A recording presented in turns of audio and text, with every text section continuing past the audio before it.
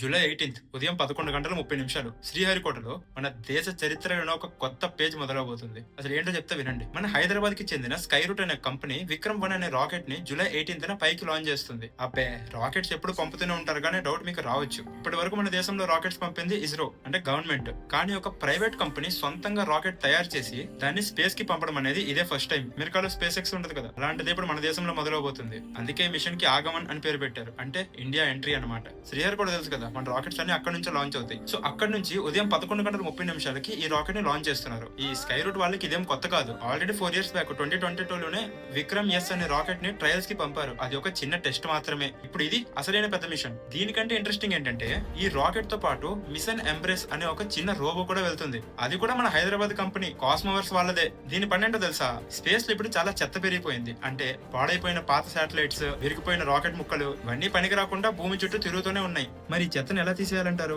ఇందుకే కాస్మోవర్స్ వాళ్ళు ఒక మంచి ఐడియా వేశారు. మెత్తటి రోబో చేతులు లాంటిది ఒకటి ఇన్వెంట్ చేశారు. ఈ చేతులు ఆ పాత శాటిలైట్స్ ని మెల్లగా అవి విరిగిపోకుండా చేతుల్లోకి తీసుకొని పట్టుకుంటాయి. ఇలాంటి ఎక్స్పెరిమెంట్ ప్రపంచంలో ఎవరు ఇంతకు ముందు చేయలేదు. మొదటిసారి చేస్తుంది వీళ్ళే. సో జూలై 18 ఈ రాకెట్ పైకి వెళ్తే అది కేవలం ఒక రాకెట్ లాంచ్ మాత్రమే కాదు, మన దేశంలో ప్రైవేట్ స్పేస్ రంగంలో అది ఒక కొత్త మొదలు. అది కూడా మన హైదరాబాద్ నుంచి.